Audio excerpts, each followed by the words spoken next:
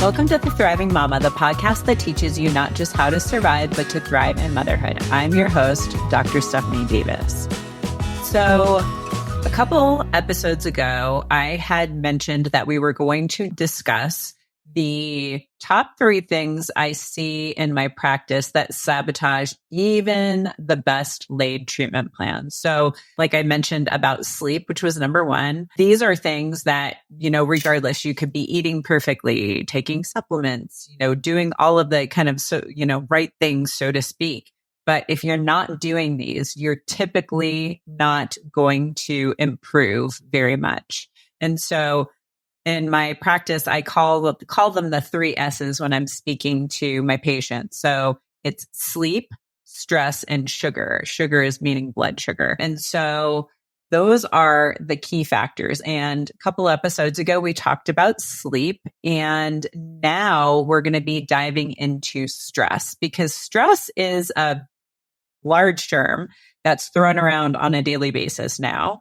And we all think we understand it, but there's a lot of nuances to it. And so I really want to make sure that people understand, sometimes stress is good, sometimes stress is bad. In the world we live in, I find more, though, that stress tends to be bad because we're not managing it properly. I can't tell you the number of patients I come into my practice and tell me that, there's obviously they have poor sleep. Stress affects that, right? So getting, your stress under control is crucial to having quality sleep.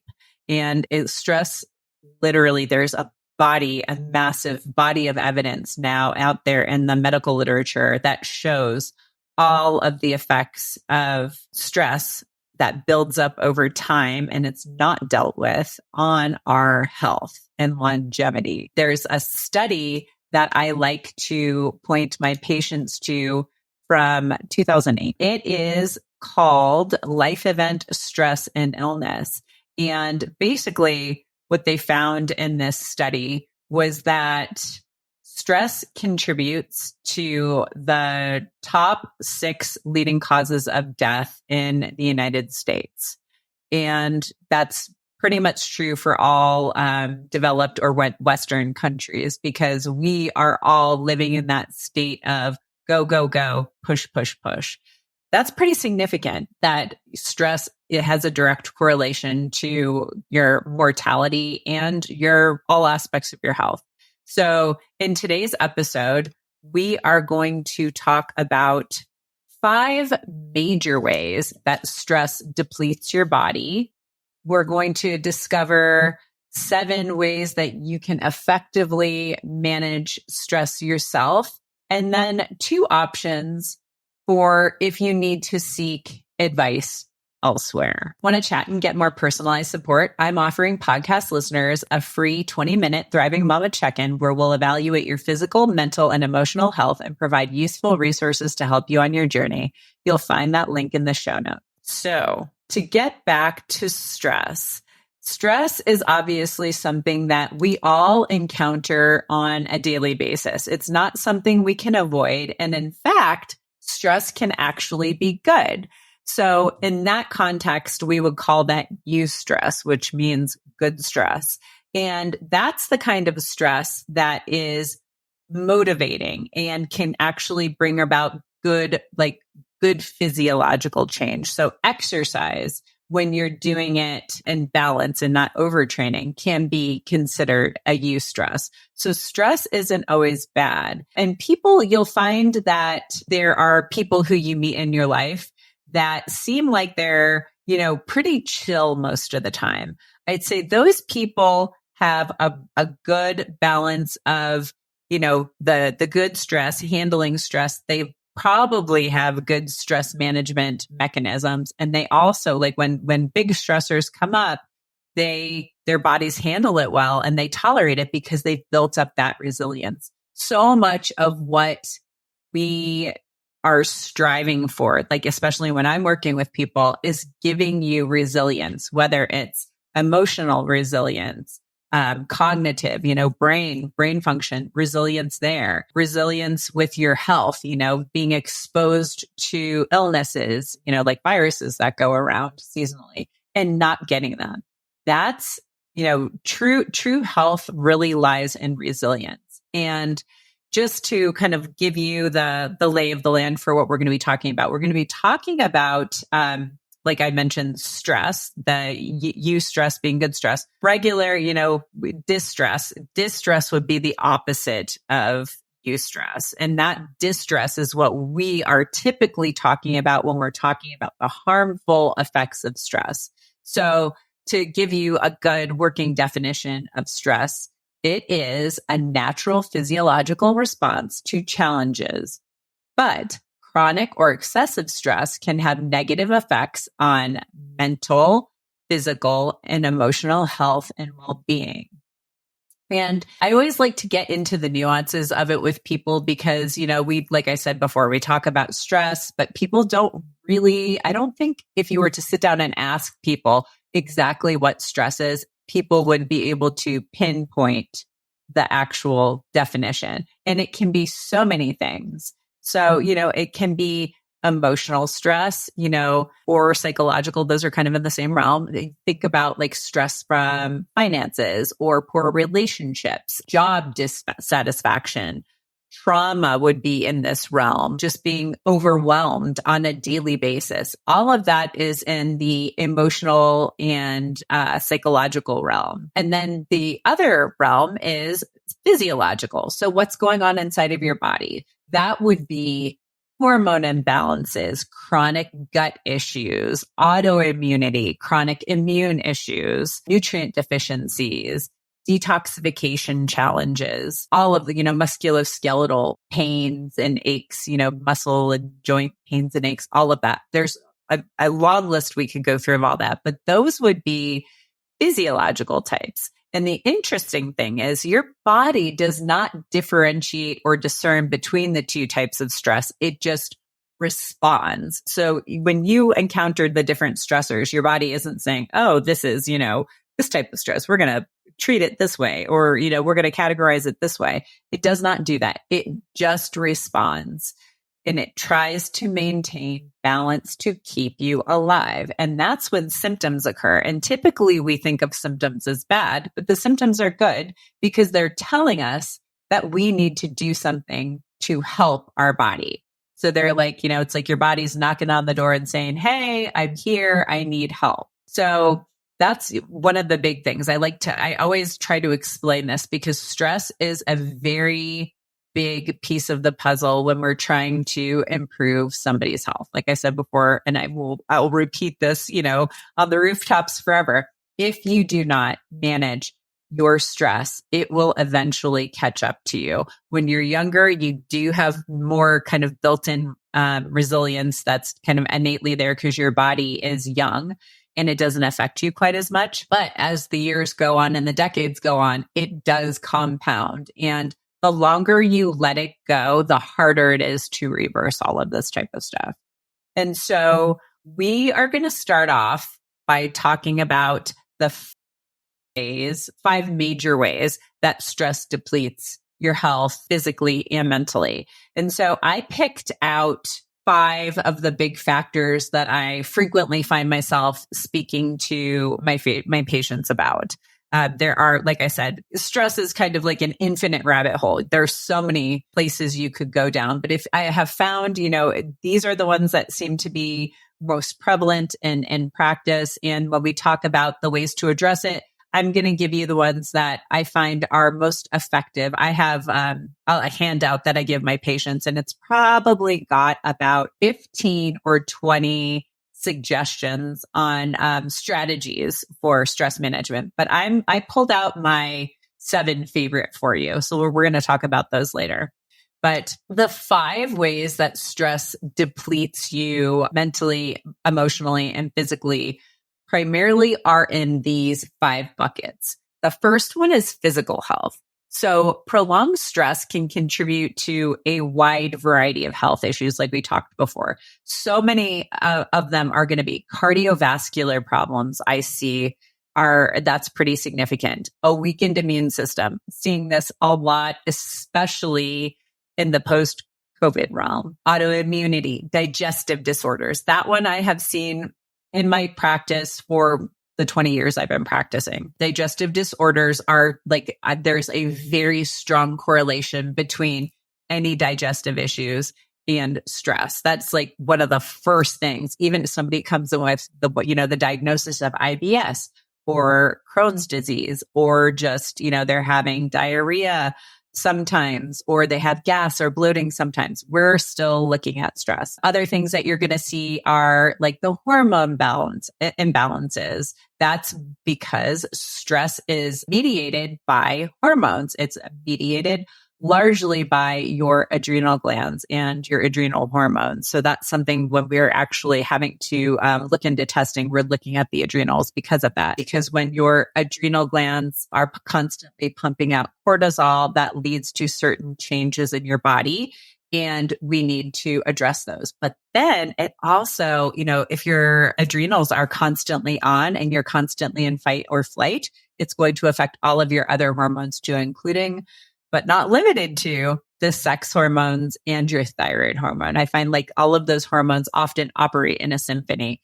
And when one starts to go south, the rest tend to follow because your body, like I said before, is always looking for balance. And this is kind of a given. There's an increased risk of all chronic diseases and chronic illnesses with, prolonged stress.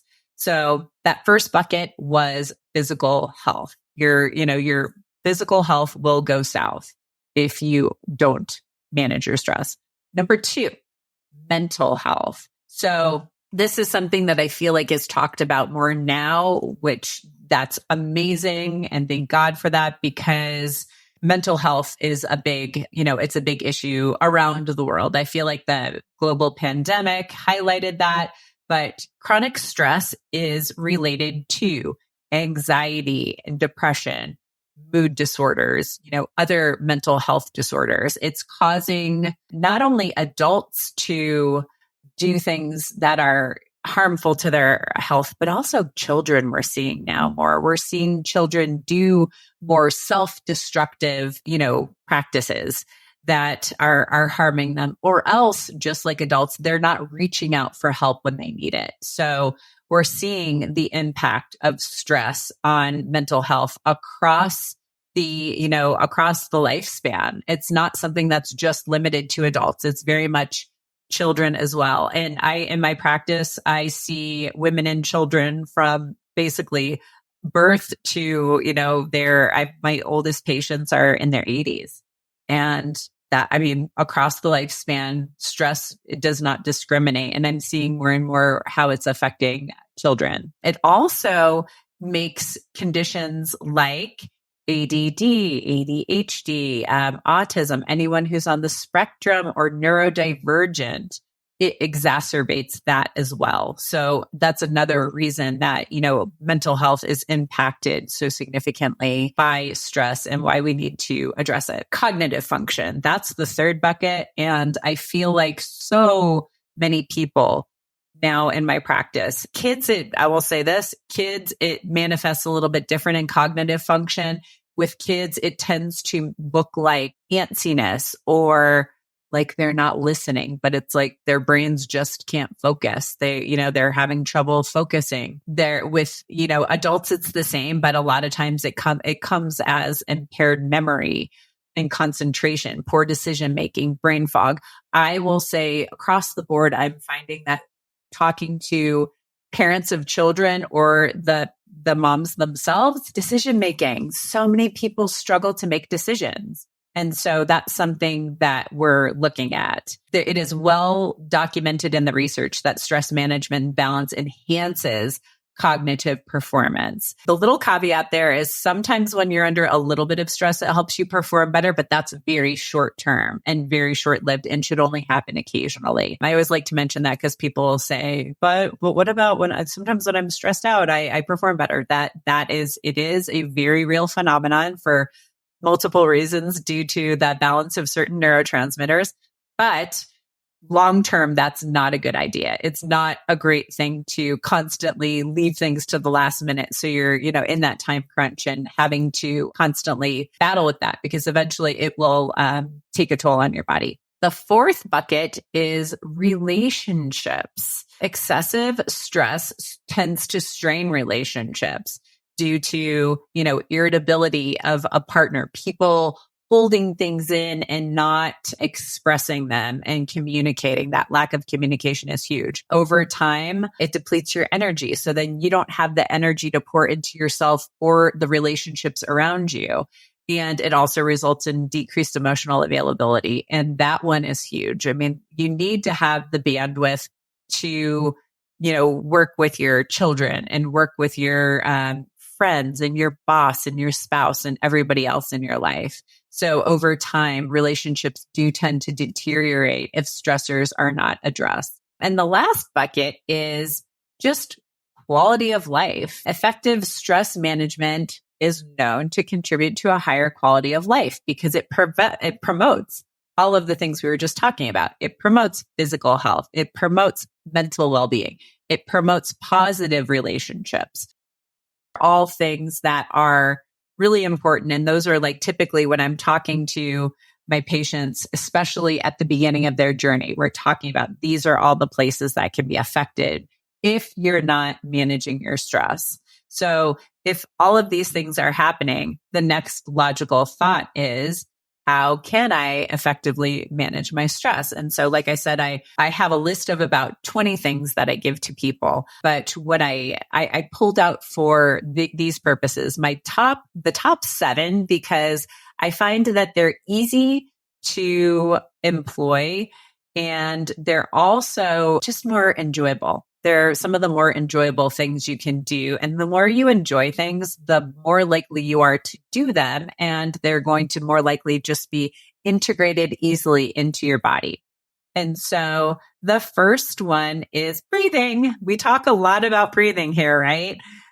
Breathing exercises. So deep breathing, such as like diaphragmatic breathing or the 4-7-8 breathing technique, can activate the body's relaxation response. We've talked about that a lot here, right? Getting into the parasympathetic state versus the sympathetic state that reduces stress. And we've talked about this as well. It activates, the vagus nerve and, having good vagal tone and having good, sympathetic and parasympathetic balance is essential to managing stress. So that's usually why I recommend breathing techniques first. And an important note about the 4-7-8 technique is it's based on pranayama yogic breathing. And it's a breath control practice. And here's a nice little a tip.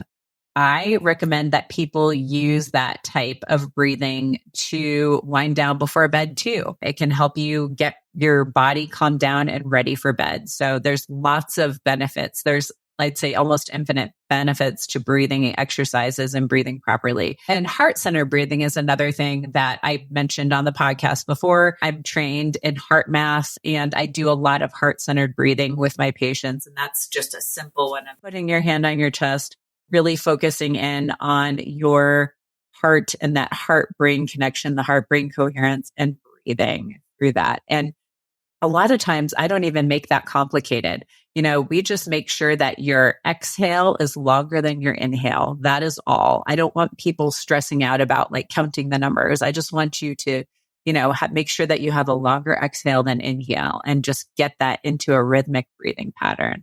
That's really, really, really key. But breathing practices are number 1. Number 2, physical activity or movement.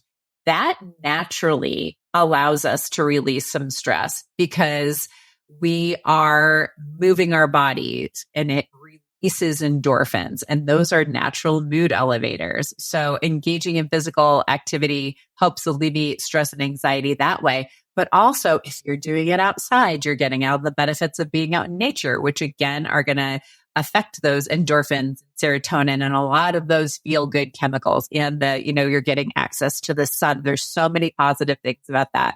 But like I said, even just dancing around your house, that's something simple like that is fun. Run around, get on a trampoline. There's all sorts of fun things that you can do physically. It doesn't have to be regular, exercise. It can be any way you're moving your body, getting out of your head. And, a lot of times if you're out in nature, that's just a bonus and more bang for your buck. The third one is community and social support. That one is a really important one to me because so often we don't ask for help when we need it.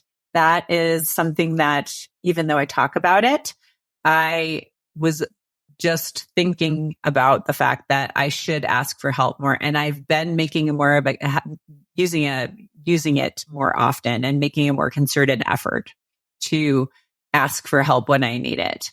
And so that is a big one. But social support and community, that's something that we've had for, thousands and thousands, if not millions of years as humans. And it's not something that in our modern society is always readily available, or, we're so in our own worlds and in the day-to-day grind that we don't seek it out or ask for it. So that's something that I am very mindful of talking to my patients about, is having them, where can you get help? Who can support you in your life? If it's not family, are there friends? Is there a carpool in your neighborhood?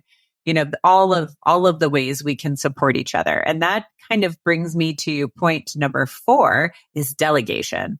And so delegation and asking for community support are a little bit, because it's not like you're delegating tasks in your house to your friends. If they want to help you clean your house, that's freaking amazing. But most of us aren't going to have our friends come over and clean our house. So that's where, if you can afford to have somebody come over and clean your house, that's great. But if you can't, maybe give each of your kids some tasks and get your husband, whoever is living in your house, ask each one of them to, everyone have some tasks that they do. That's kind of what we do in our house. Everybody has, kind of their own little list of, tasks that they do. And that's what helps keep our house organized and pretty clean most of the time. We definitely have our moments where things get a little out of control when we're busy and it's not as organized as I would like it to be. But, when that happens, we usually take some time on the weekend and I'll make a little list for each one of us and we'll all do it at the same time. And when that happens, there's this synchronicity and everyone seems to be more on board than when I sit there and bark at my kids to constantly do something. So delegating in the home. At work, you can delegate at work too. That's another great place to, enlist help. I've definitely been in this situation, especially when I was doing a lot of consulting in the functional medicine world for lab companies, supplement companies, and data companies. Sometimes I would take on quite a bit of things, projects myself or tasks within a project, and I couldn't always get it done myself. And so I would delegate to somebody else if they were on our team. That was great. And otherwise, I had a person that I would rely on as a contractor for myself. And she would help me out because there was not a way that I could do all of my contracting tasks and see patients and have my family. I was, at one point I felt like I was drowning. So I had to ask for help there. There are lots of ways we can delegate in our lives. It just requires a little bit of thought and planning. The 5th one is boundaries. This one is kind of piggybacking on the delegation and the community and social aspect, because boundaries are huge. And the boundaries piece is more, learning when to say no when you're overwhelmed. That is number 1, huge. And listening to your intuition. Listen to yourself. When your brain is saying no, no, no, say no. Don't say yes when your body says no. Setting healthy boundaries is one of the easiest ways to prevent unnecessary stress. It also helps you maintain your own personal integrity, which is associated with more positivity and happiness and satisfaction in life. So that boundary piece is huge. And that also kind of goes into communication because your setting expectations for what other people can expect from you and what you expect from them. So that boundaries are a really, really good way of, just decreasing the stress in our lives. And at a later date, I'll get into that personal integrity piece. This is a place that a lot of people don't think about or are mindful of, but I see it all the time when we do the emotional work and trauma work, where that personal integrity, if it's not in alignment, it causes a lot of issues. And so we can get into that at another time, but most of the time it's subconscious. But if it goes on for long enough, it manifests into conscious issues and physical issues. So that's another conversation for another day, but I just wanted to highlight that. The sixth one I love, it is having play and joy in your life, humor, laughter, all of that, but engaging in activities that you enjoy, that make you laugh, that bring joy to your life. It's just huge. I cannot emphasize it more. That is something that I was made aware of just recently because I try to find joy in my life and laugh with my kids and my friends and my family. But I was not having joy and laughter and just be playful in my business. And I was like, that's, it was a revelation for me. I had never even thought about it into that context, but having it present in all aspects of your life as much as possible is huge. Again, another thing, just like exercise triggers the release of endorphins, so does laughter, and it improves your mood. It's like one of those things I tell my patients, let your inner child free, play with your kids, dance like no one's watching. And even if someone's watching and laughing, laugh and smile along with them. It's one of those things where who cares? It doesn't matter. Who cares what other people think? Just you do you, and you do what makes you laugh and brings you joy to, help manage your stress and lighten your mood. I have a couple of my patients have told me about practices that they have, and it'll be when they're making dinner, they turn on music, and sometimes with their kids, they'll break into dance, or they'll have a 5-minute dance session before they start making dinner. I'm like, that's awesome. That's a beautiful, expression of what we're talking about right here. And the last one, my number 7, and I would say 7 is pretty crucial. It's journaling. I think anyone who's listened to me knows I'm a fan of journaling and writing things down, using different types of journals. I tell people use whatever works for you. There's all different kinds. I just recently had one of my amazing patients. I work with the mom and the family. She got me the Monk Manual, which is really cool. And I'm excited to dive into that. There's the 5-minute journal that I'm a fan of. And I often get that for my patients as a gift. Or, just pick up a notebook. You could get a 50-cent composition notebook. And I do have those laying around my house too. I use different journals for different things. Like I personally use the 5-minute journal, and I will use this Monk journal as a kind of guidance for my day and my week and, my month to kind of set my intentions and keep myself on track as much as possible. But I also have a journal that it's for quick thoughts. If I need to release something and get it down, I write it down there. If I don't often have trouble falling asleep, but if there's something that's weighing on my mind, I'll write it down there. If I have things that happen during the day, or I have certain thoughts about an interaction I had with somebody or something I did, I write that down and I journal, how did this make me feel? What kind of insights can I get from it? Journaling is amazing. You can write down your thoughts, your feelings, your concerns. It helps you gain clarity, helps you process emotions, and helps you reduce stress. And one other thing that's really important, and why I actually like physical journals better than your phone or an online journal, is because the physical act of writing is an emotional release in and of itself. You are physically taking something from your brain and your body and putting it on the paper. And that's a physical release.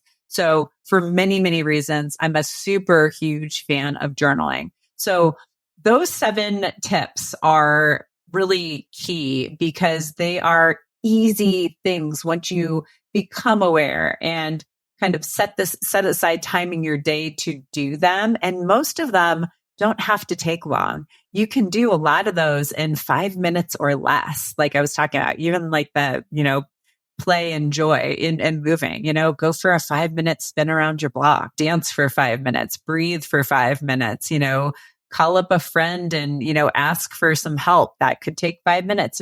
Most of this doesn't take long. A lot of it is just being intentional with your thoughts, words, and time and actually implementing this. And that's something that I end up working with moms specifically a lot on, because sometimes it's hard to zoom out to 30,000 feet and see the big picture and see the spaces in your life where you can fit these things in. And you can also delegate things, and you can, time for self-care. Sometimes it just takes a little bit of help. And that brings me to our third major point is, doing all of these strategies, those 7 strategies that I was just talking about, are very helpful. But if you're not finding it's reducing your stress enough, or you just know that you need more help, there are other options out there. And that kind of brings me to the 2 main buckets. Bucket number 1 is using a coach or a guide. And bucket number 2 is therapy or the different types of modalities to handle stress. And so that's those are what we're going to talk about now. What's interesting is in my work, I actually do both. I do coaching and I do the therapy side of it. As well as, if we need, for the people who are doing that type of work, if we need to bring in some, functional medicine or lifestyle and whatnot, we can do that too. But I actually do them all. And I intentionally do them all because I found that when I was just doing functional medicine and just addressing lifestyle factors and diet and things of that nature, I was not getting fully the results that I wanted to get. Don't get me wrong, functional medicine does a lot of great things, but it's limited in the fact that unless you have a health coach in your practice and have somebody holding your hand and guiding and supporting people, that can be, challenging for practitioners to do all of that stuff on their own. But then also the emotional and traumatic side. That is why, I've spoken about this many times on the podcast. In the realm of 12 years ago, I started doing my own work and then started learning a lot of these modalities.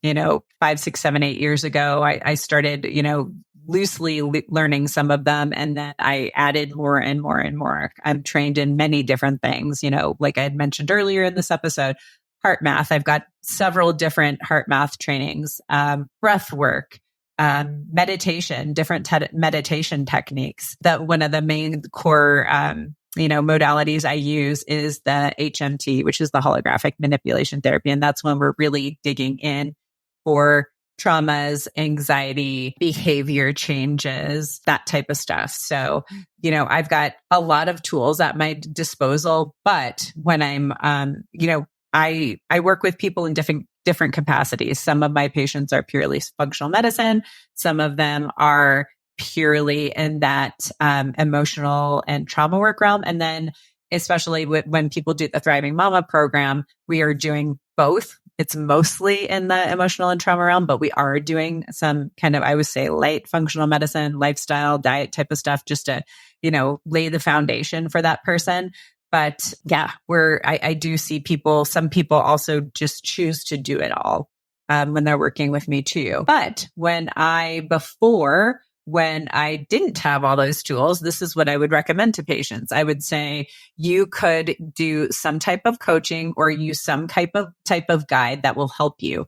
And that coaching could be many different realms. It might be the person might need a health coach. Health coaches are going to help you more with the things that we've been talking about is like, incorporating movement, changing your diet. If you're having trouble, like if you have supplement protocols and you have trouble with that, figuring out ways that work for you to utilize those. So that's what a health coach is going to do. They're going to guide you through those processes. Life coaches, there are many now. I've realized many different types of life coaches. There are life coaches for moms. There's very many niches in this. There's life coaches for moms. Like I said, there's life coaches for people who work 9-to-5 jobs. There are life coaches for people who want to have stronger spiritual, ties and things that there's like, if you go out there and you Google it, you can find tons of different things. So depending upon what you need support on,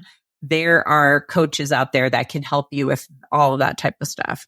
And then there is the kind of counseling, therapy, I even would say just there are spiritual, I'd say spiritual healers out there too. That's a whole other subject. And I have experienced them very much for the positive, but I know some people have had some negative experiences too in that realm. So I always just tell people when we get into that a little bit in the HMT work for sure, but I always tell people to just make sure that when you're in that spiritual realm, that you get some recommendations, like ask for like referrals, ask for testimonials, that type of stuff.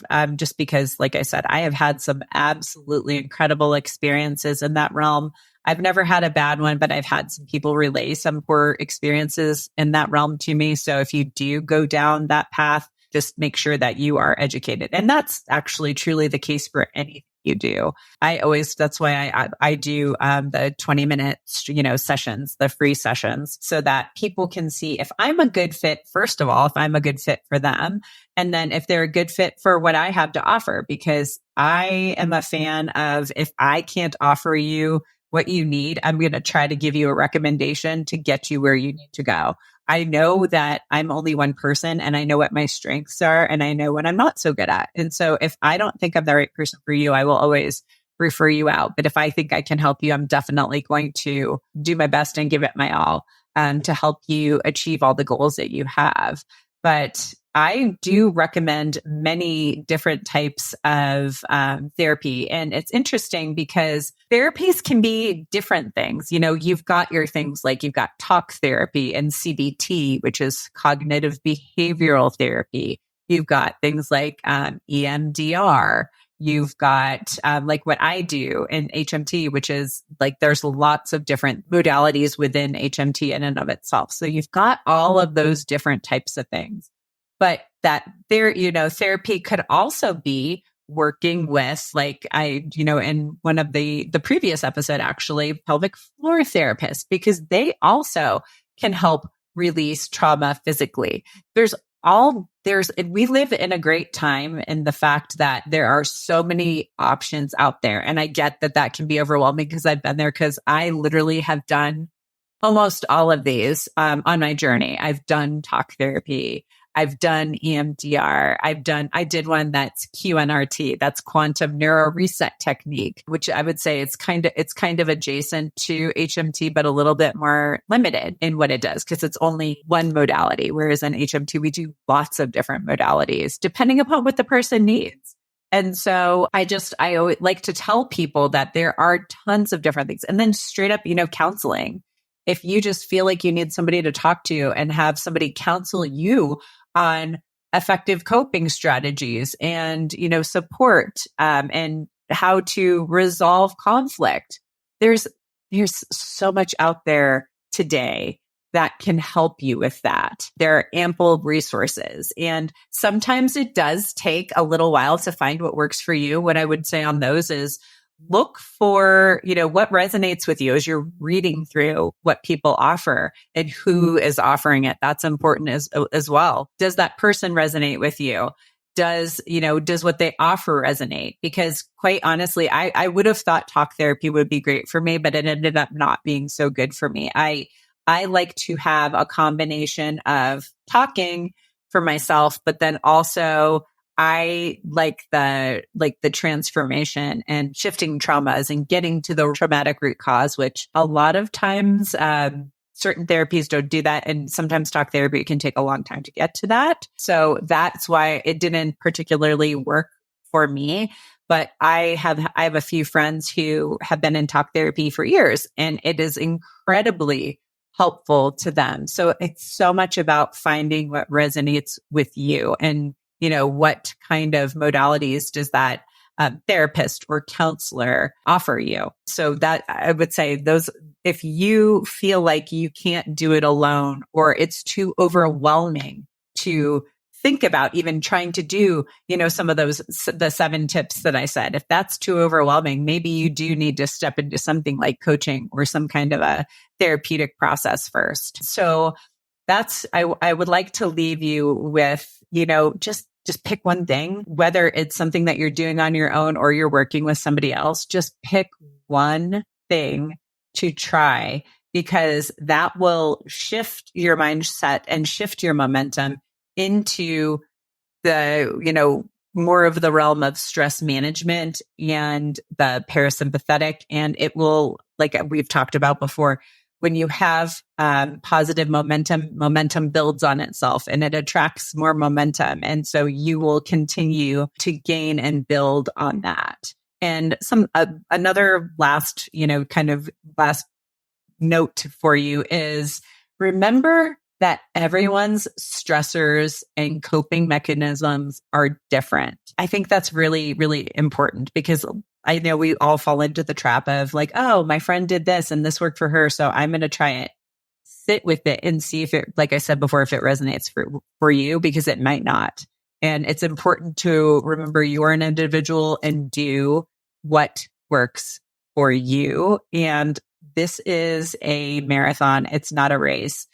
Healing and just life is a journey, and you're going to find there are times when you're feeling great and you don't need to do as much of this type of stuff. But then, just as with everything, there are ups and downs. You'll find that there are times when you need to maybe more heavily rely on these things. And it's great to have lots of tools in your pocket to help you, make it through the journey that we're all on, this floating rock in space. If you made it this far, I truly appreciate you. Remember, knowledge is just the beginning. Taking action is what truly sparks change. If you're overwhelmed and don't have enough energy to make it through the day, I invite you to book a free 20-minute coaching call with me.